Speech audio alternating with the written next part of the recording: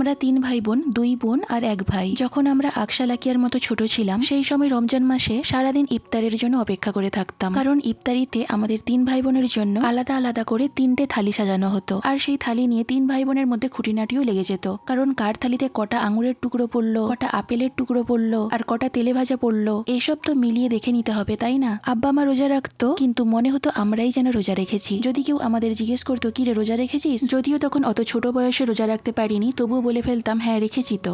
এখন সেসব কথা মনে পড়লে মনে মনে খুব হাসি পাই, আর মনে পড়বেই না বা কেন? কথাই আছে না, মেয়েরা মায়ের কপি। আমার 2 মেয়ে আকশালাকিয়া হয়েছে একদম আমার মতো, তাই ওদের যত দেখি তখন আমার ছোটবেলার কথাগুলো চোখের সামনে ভেসে ওঠে। এই দেখো না, আকশালাকিয়া নাকি রোজা রেখেছে, তাই ওরা 2 জন মিলে কাগজে লিখে এনেছে আজকে ওদের পছন্দের রমজান স্পেশাল চিকেন বল আর পেঁয়াজি বানাতে হবে, যেগুলো আমি প্রতি বছর রমজান মাসে 2-3 দিন ছাড়াই বানিয়ে থাকি। ওই যে বললাম না, মেয়েরা হলো মায়ের কপি। এই খাবারগুলো যে শুধু আমার মেয়েদেরই পছন্দ তা নয়, এগুলো কিন্তু আমারও খেতে খুবই ভালো লাগে। তো চলো তবে এবার রেসিপিতে ফেরা যাক। প্রথমেই আমি চিকেন বলটা বানিয়ে নেব। তো চিকেন বল বানানোর জন্য আমি এখানে 300 গ্রাম বোনলেস চিকেন নিয়ে নিয়েছি। চিকেনটাকে ভালো করে পরিষ্কার করে ধুয়ে ছোট ছোট করে টুকরো করে মিক্সিতে বেটে নিয়েছি। এরপর বেটে রাখা চিকেনের মধ্যে 2টো মিডিয়াম সাইজের পেঁয়াজ কুচি, একটু হলুদ গুঁড়ো, স্বাদ মতো লবণ, একটু চাট মশলা, একটু চিলি ফ্লেক্স। আমি কিন্তু সব রেসিপিতেই ঝালের পরিমাণটা একটু কম করেই দেবো, কারণ বাচ্চারা খাবে, ওরা বেশি ঝাল খেতে পারে না। তো আর দেবো একটু আদা রসুন বাটা, 2 চামচের মতো বেসন, আর 1 চামচের মতো চালের গুঁড়ো। সব শেষে একটু গরম মশলার গুঁড়ো দিয়ে চিকেনের মধ্যে সবকিছু খুব ভালো করে মিশিয়ে নেব। তো চিকেনটাকে একটু শক্ত শক্ত করে মেখে নিয়ে একটু একটু চিকেন নিয়ে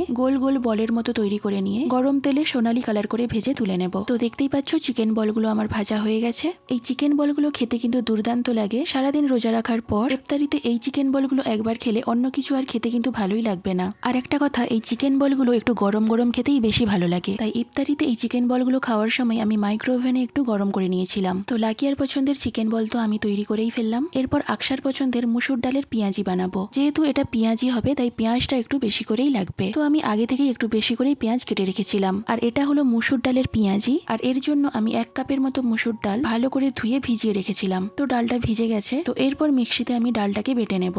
তো ডালটা আমি বেটে নিয়েছি। আর হ্যাঁ, ডালটাকে কিন্তু আমি একদম মিহি করে বাটিনি, একটু দানা দানা রেখেই ডালটাকে বেটে নিয়েছি। তো ডাল বাটাটা কেটে রাখা পেঁয়াজের মধ্যে দিয়ে দিলাম। এরপর এর মধ্যে দিয়ে দেবো স্বাদ মতো লবণ, একটু লঙ্কার গুঁড়ো আর একটু চালের গুঁড়ো। ব্যাস, এর মধ্যে কিন্তু আর কিছুই দেব না। অনেকেই কিন্তু পেঁয়াজির মধ্যে এটা ওটা দেয়, আমি কিন্তু দিই না, কারণ আমার মনে হয় পেঁয়াজিতে এটা ওটা দিলে পেঁয়াজির সেই টেস্টটা কিন্তু আর থাকে না। তো ডাল, পেঁয়াজ আর মশলাটা খুব ভালো করে মেখে নিয়ে এরপর একটা করে পেঁয়াজি বানিয়ে নিয়ে গরম তেলে মুচমুচে করে ভেজে নেব। আর হ্যাঁ, গ্যাসের ফ্লেমটাকে মিডিয়ামে রেখেই পেঁয়াজিগুলো ভেজে নেব।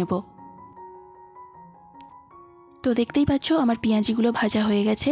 এরপর পেঁয়াজিগুলোকে তেল ঝরিয়ে তুলে নেব। আরো কিছুটা পেঁয়াজি আছে, সেগুলোও আমি ভেজে নেব। এই একটা জিনিস, এর কিন্তু সারা বছর ধরে চাহিদা থাকে, শুধু রমজান মাসে ইফতারিতে নয়, সারা বছর ধরে শীত, গ্রীষ্ম, বর্ষা, বিকেলে চায়ের টিফিনে বা সন্ধ্যায় মুড়ির সাথে গরম গরম একটু পেঁয়াজি থাকলেই যথেষ্ট। তো দেখো পেঁয়াজিগুলো আমি ভেজে নিয়েছি। পেঁয়াজিগুলো কিন্তু খুব মুচমুচে করে ভাজা হয়েছে। তো দেখতে পেলে তো কত কম সময়ের মধ্যে ঝটপট করে আমি দুটো রেসিপি বানিয়ে ফেললাম। তো আজকের ইফতারির জন্য তেলে ভাজা তো কমপ্লিট। ইফতারিতে যতই তেলে ভাজা থাক, একটু চাট না থাকলে হয় না, তাই একটু ঘুগনি দই চাট বানিয়ে ফেললাম। তো এর জন্য আগে থেকে ঘুগনি বানিয়ে নিয়েছিলাম। ঘুগনিটা মোটামুটি তোমরা কম বেশি সকলেই বানাতে পারো, আর আমার চ্যানেলে এই ঘুগনির অনেকগুলোই রেসিপি দেওয়া আছে, চাইলে বড় ভিডিওতে গিয়ে দেখে নিতে পারো। তো একটা পাত্রে ঘুগনি বের করে নিয়ে ঘুগনির উপরে একটু চাট মশলা দিয়ে দিলাম একটু চিলি ফ্লেক্স, ফেটিয়ে রাখা টক দই, দিলাম তেঁতুলের একটু মিষ্টি চাটনি, ওপরে একটু ঝুরি ভাজা দিয়ে দিলাম। আমার কাছে সরু ঝুরিটা ছিল না, এই মোটা ঝুরিটা ছিল, তাই এটা একটু ভেঙে ভেঙে দিয়ে দিলাম। ওপরে আরো একটু টক দই দিয়ে দিলাম, আর একটু মিষ্টি চাটনিও দিয়ে দিলাম। আর দেখতে একটু সুন্দর লাগার জন্য উপরে সামান্য একটু কাশ্মীরি লঙ্কার গুঁড়ো ছড়িয়ে দিলাম। তো ঘুগনি দই চাট তো আমাদের একদম রেডি।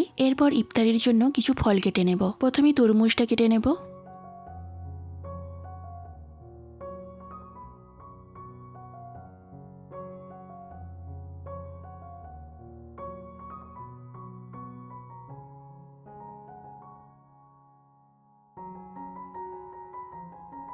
তরমুজটা তো কাটা হয়ে গেল।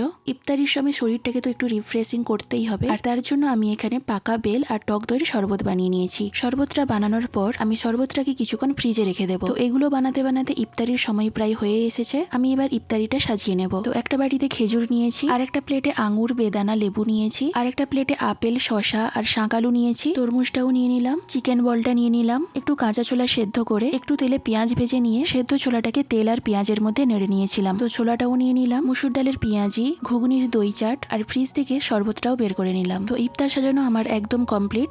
এরপর আজানের অপেক্ষায়। আর হ্যাঁ, এটা কিন্তু গতকালের 6টা রোজার ইফতারের ভিডিও ছিল, যেটা আমি গতকাল বিকেল বেলায় ভিডিও করে রেখেছিলাম আর আজকে সেটা এডিট করে ভয়েস ওভার দিয়ে আপলোড করেছি। তো এই রমজান স্পেশাল ইফতার ভিডিওটি তোমাদের কেমন লাগলো অবশ্যই কমেন্ট করে জানিও। আর স্পেশালি চিকেন বল সাথে মুসুর ডালের পেঁয়াজি এই দুটি রেসিপি তোমাদের কেমন লাগলো সেটাও জানিও। তো আজ এই পর্যন্ত, দেখাবে পরবর্তী কোনো ভিডিও নিয়ে। সকলে খুব ভালো থেকো, সুস্থ থেকো।